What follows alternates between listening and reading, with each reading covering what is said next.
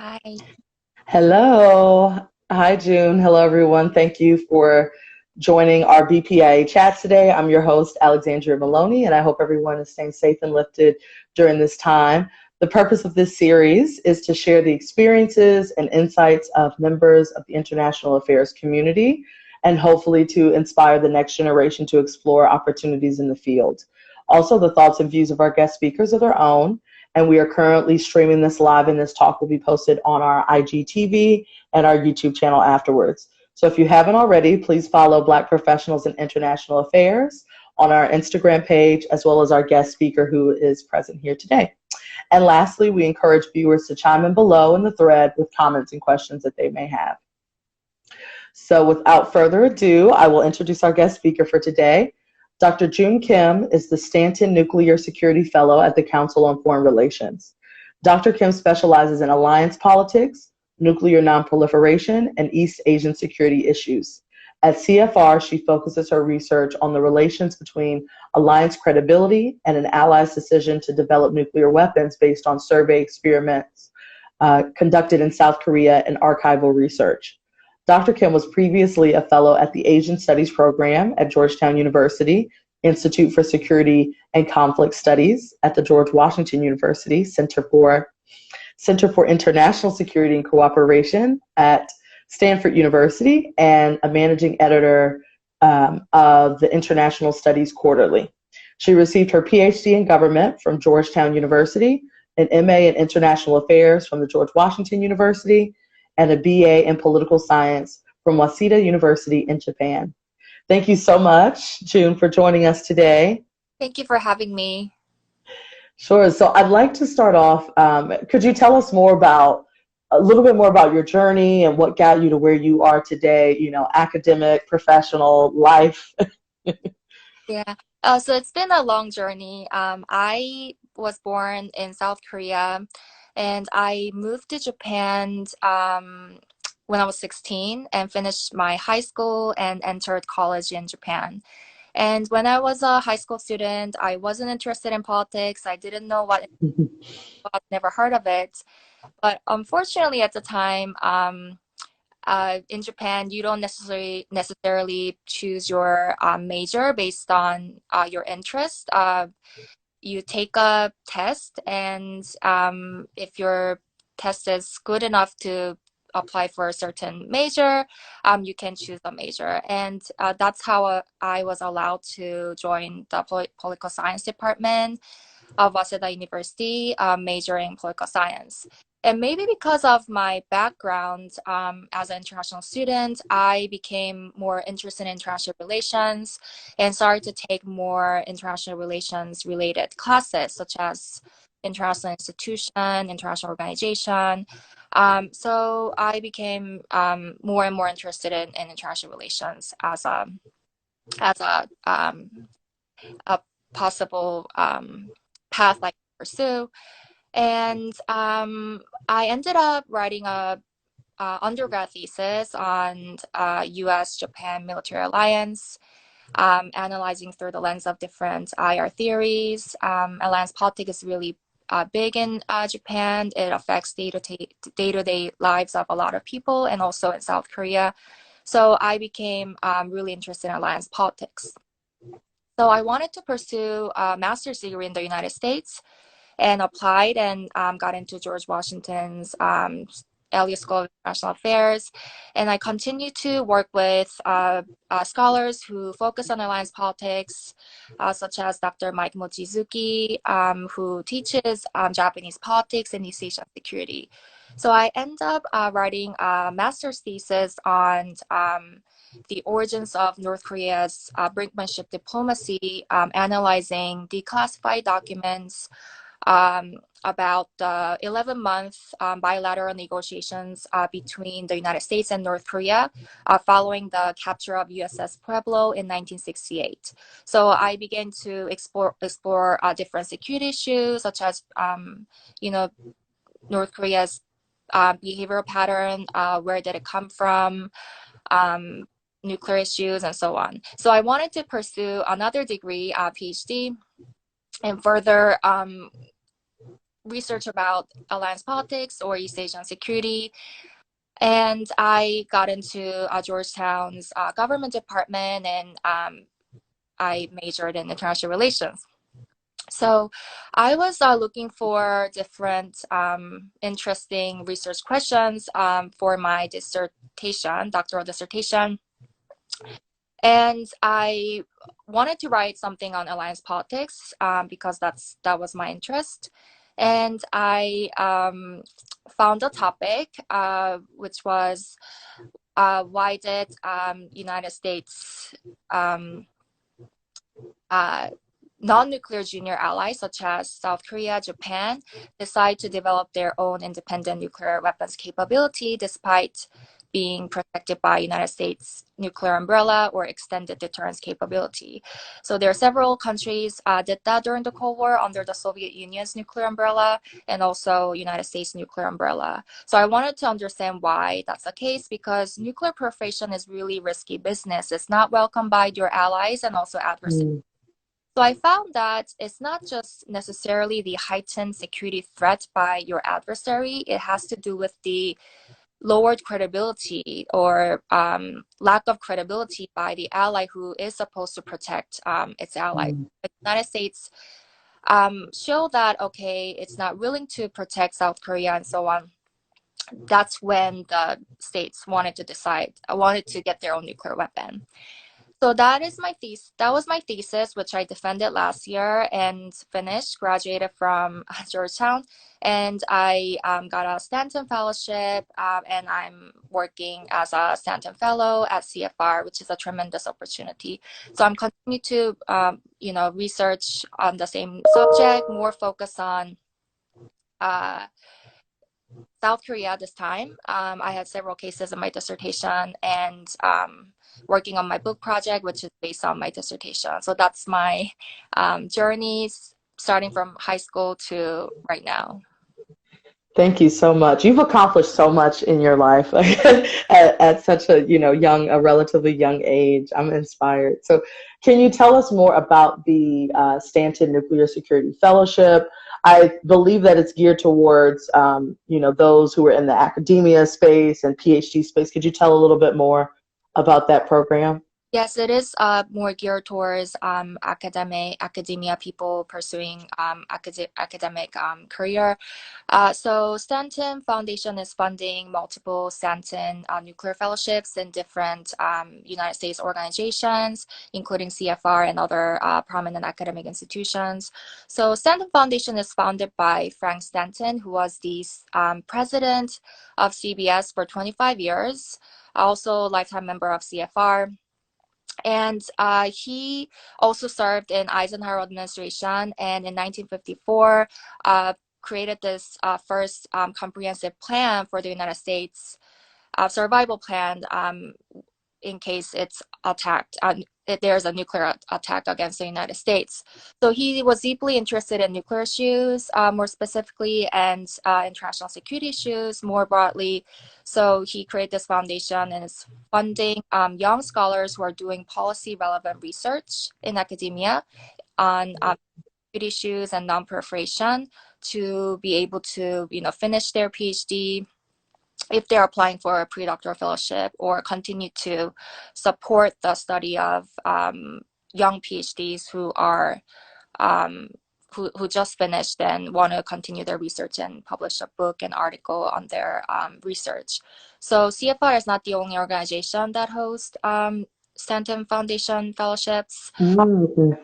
There's for example, Stanford University's Center for International Security and Cooperation has pre-doctoral and postdoctoral fellowships. Harvard University's Belfer Center for International Affairs, MIT Security Studies Program, Texas A&M, and other leading academic and policy institutions. So I encourage people who want to pursue nuclear security issues and get into this great network of scholars and young students. I really encourage people to look for the opportunity. I see we have some new folks who joined, and we're here with Dr. Jooeun Kim, who is the Stanton Nuclear Security Fellow, currently at the Council on Foreign Relations. So please feel free to ask any questions that you may have in the chat. I have plenty, but we welcome those from those who are watching. So Jooeun, I'm curious, what do you like most about the work that you do, and what are the most challenging things about the work that you've done? So the important part of my work is that I am researching on the topic of nuclear security and non-proliferation. So I'm not directly, through my research, I'm not directly advocating for nuclear non-proliferation, but I'm trying to understand the ways in which states get to the decision to become a nuclear state. So we didn't see nuclear detonation since the Hiroshima and Nagasaki bombing at the end of the World War II. That doesn't mean that the risk is gone. There states can use it, non-state organizations can use it. So it's a really, really risky business if it were to ever happen. So it's really important to understand why do states want a nuclear bomb, why do states proliferate. So I'm pursuing a narrow part of that question by understanding allies' nuclear proliferation, because one of the most effective non-proliferation tool is kind of convincing your partner or friend not to go nuclear. And if we understand how to discourage allies from going nuclear, or how do we not behave the way that can encourage allies to go nuclear, I think that's one of the parts of the ways we can contribute to non-proliferation. So I'm starting from the nuclear security point of view, but I think it is not directly related to policy or non-proliferation per se. But I think understanding that pattern is extremely important, so that we understand and can prevent future not proliferation Mhm. consequences. So that's, I guess, that's important and rewarding part of my job. And challenging part of my job or profession is that I'm a researcher, and when I was entering the PhD program, I and a lot of my female colleagues thought that as long as you do research, as long as you work hard, it's okay. You will get a job, or you would, be successful. But I quickly realized that's not the case. You have to have a really thick skin, because there are so many people with different arguments academically and policy wise. So it's our I think our profession is extremely competitive and cutthroat, and people are not just going to give you good feedback for rooms for improvement. Uh, Mm. it, People will want to, critique you, criticize you. So it's a constant struggle of being confident, being able to do public speaking and writing and disseminating your research. So it's more of a, you know, networking business, rather than just sitting inside your room and office and researching. So I think that's a challenging part. Unless you really love doing that, I think it's not. Because you have some folks who thrive off of that. Like that's that's their bread and butter. For some of our younger viewers that may be on, Jooeun, could you share the question sparked, in my mind as you were answering this past question. Could you share what some of the careers may look like in international affairs with a PhD?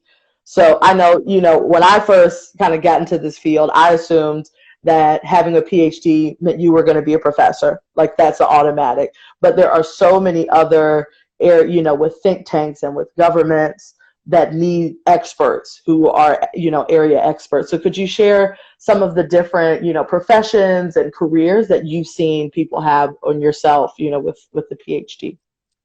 So PhD is very useful in the sense that you can become an expert of your very narrow field. And I also thought that if you get a PhD, you are destined to become a professor and remain in academia. But reality is that you don't have to necessarily be a professor, and academic job market is extremely tough. There are not many jobs for professors. Mm. So, but because we have this expertise, I think we can utilize this expertise in many different areas. So I think entering government is extremely valuable. And I just got an email earlier about AAAS fellowship. That's one way of getting into government. And after the fellowship and ends, you can remain in your bureau or your department and continue the work if they think you're valuable. So, after PhD, apply for AAAS fellowship and get into government. A lot of people join think tanks in DC and continue to policy relevant work. So if your research is very policy relevant, even in academia, you can get a job in think tanks. What else? I think government think tanks are two main industries. So those things came in my mind. But there are many, many different avenues other than academia.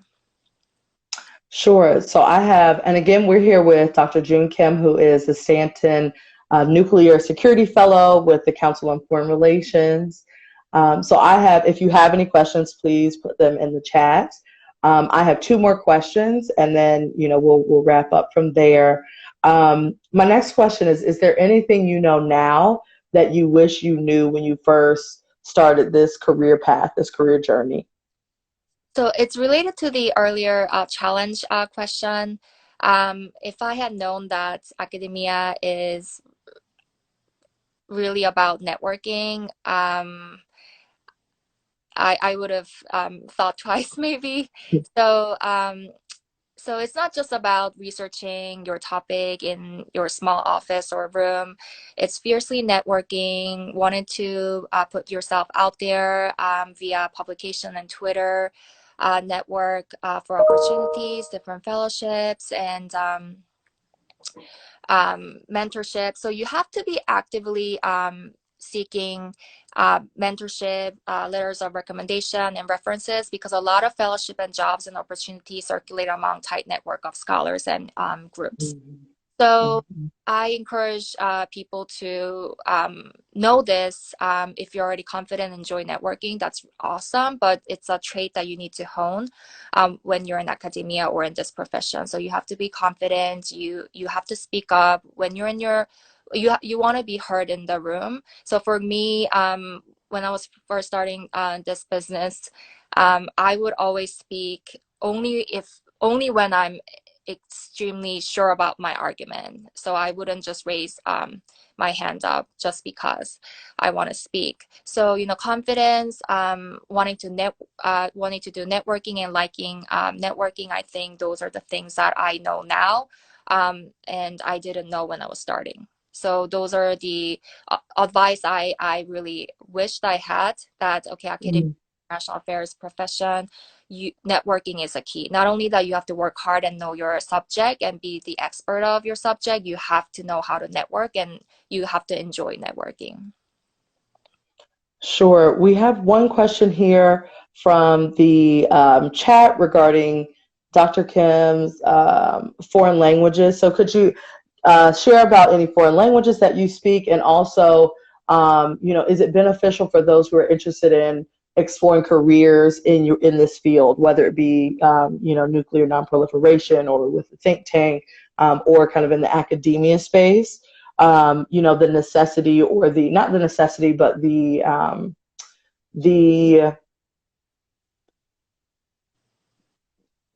positive quality that it may be to have foreign languages.